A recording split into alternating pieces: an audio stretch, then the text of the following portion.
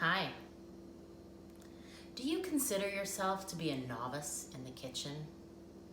Do you wish that you had a simple recipe that would make you a god among mortals and blow everyone's minds? Well, today I've got the recipe for you. This is a bread recipe, but different than most bread recipes, this recipe requires no kneading whatsoever because time is going to take the place of kneading. It couldn't be more simple. So please join along with me in making this no fail, no knead, no hassle, delicious bread. There are 4 ingredients: flour, water, yeast, and salt, which I'm sure you have all of those things in your kitchen. Now, the original recipe that I used for this uses a scale, but I realized that most people perhaps do not have a kitchen scale. So I've converted the measurements to cups and teaspoons to make it super, super simple.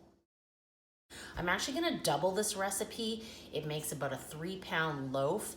And I mean, this bread disappears so fast that the more you can make in one time, the better. All right, so we're gonna start with our flour, 4 cups and 2/3 of a cup. So 4 and 2/3 of a cup of all-purpose flour. Then you're gonna wanna add your salt. Now, salt and yeast don't really like each other that much, so I'm gonna put the salt on one side of the bowl. So 2 teaspoons plus a 1/2 teaspoon. So 2.5 teaspoons of salt in one side of the bowl. Then I'm gonna take my yeast. I'm actually just gonna use these little packages of quick rise yeast. Now these say that they're 8 grams in them. When I weighed them, my scale was not registering them, so it might be a little extra, but that's okay. Now we're gonna add our water. Now an important note about water, if your water is too hot, you can kill the yeast because by adding water, you're activating the yeast. So you wanna make sure that your water is lukewarm. Not hot to kill it, but also if it's too cold, then your yeast won't activate. I mean, it will eventually. It's gonna be sitting for a long time, but just to speed the process up. So this is some lukewarm water, and I'm actually gonna pour this over the yeast to give that yeast a chance of activating before it comes into contact with the salt. So we're going to add that in, and then I'm just gonna get a wooden spoon, and I'm gonna stir it. Stir it until everything is combined. Whoops, I'm getting flour everywhere.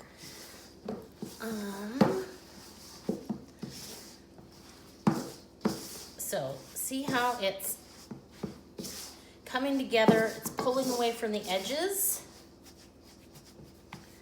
That's good. Grab my rubber scraper here and just scrape this off a little bit.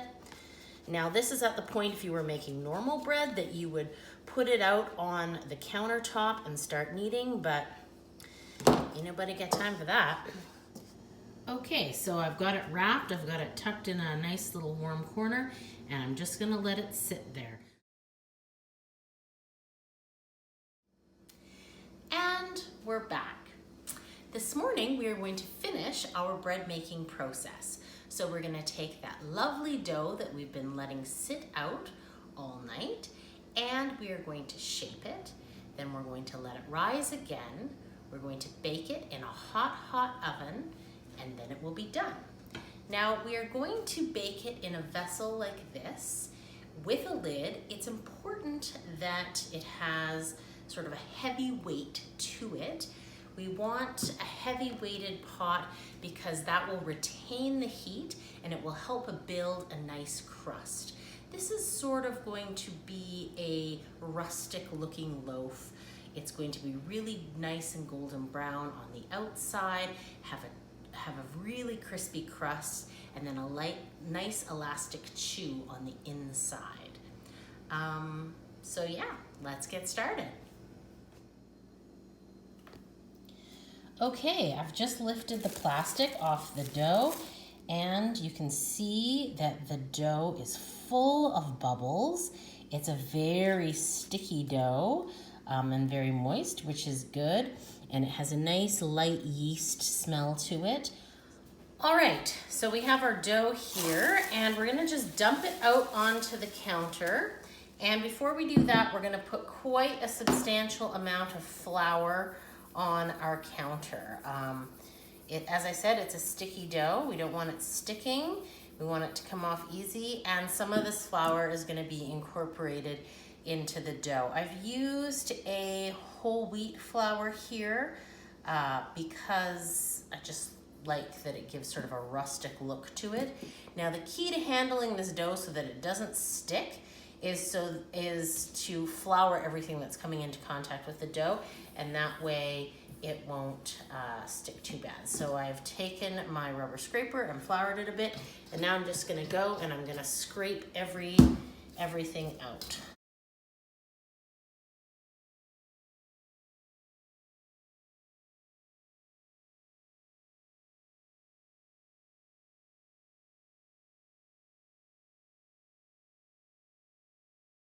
And now, before we start working with this dough, I'm first of all going to take my ring off. Whoops.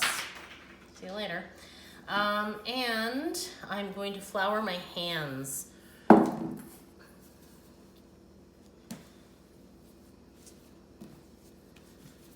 right, and I'm just going to knead it a little bit, and it's more just to shape it.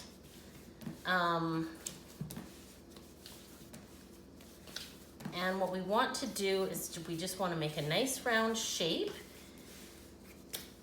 and we want to put the seam when we're finished at the bottom. So it doesn't take long. You don't have to do much. You do want to keep your board nice and floured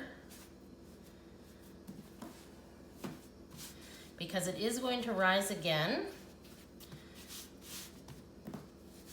So there. I've got it sitting here. It's going to double in size.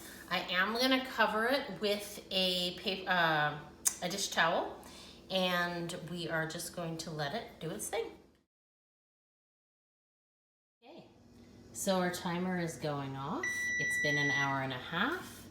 I've placed the cold vessel in the cold oven, and now I am simply going to set my oven for 450 degrees, and I'm going to set the timer for 30 minutes so that both the oven and the pot can heat up together. Okay, our bread has now been rising for 2 hours. Our oven's preheated, so we are going to take the towel off, take a serrated bread knife, we're going to score it 3 times on the diagonal.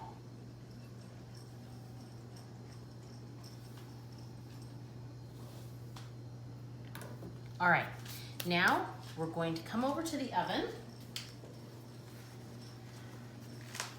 I'm going to take our hot pot out. There's going to be a big gust of heat, so be careful.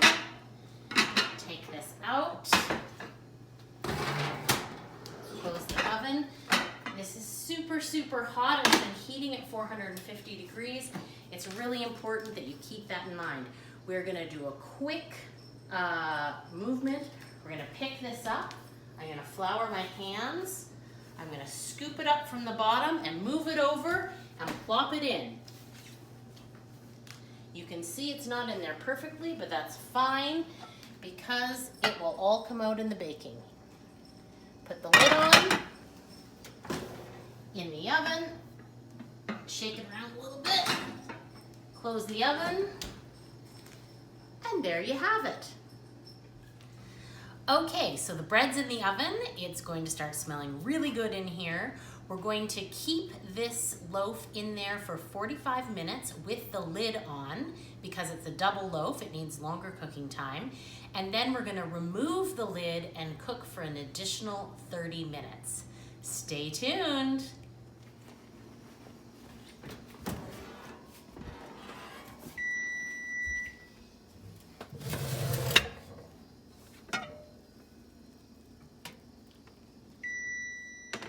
All right, So our timer is up and our bread is looking good.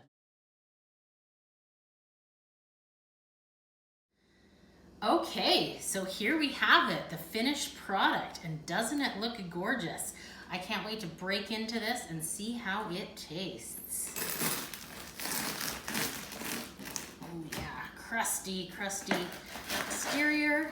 And look at that.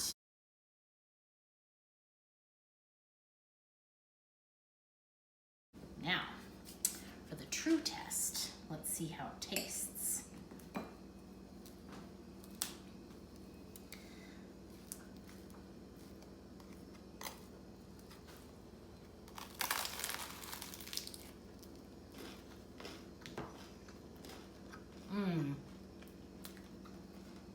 So good.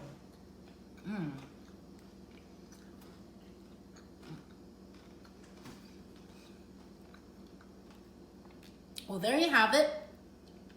Super simple, easy recipe to make. Everyone loves it. You can eat this whole loaf in one sitting. You can cut it into pieces, freeze it if you want, but this is definitely going to be a crowd pleaser. So get on it. You won't be disappointed. Thanks for joining in.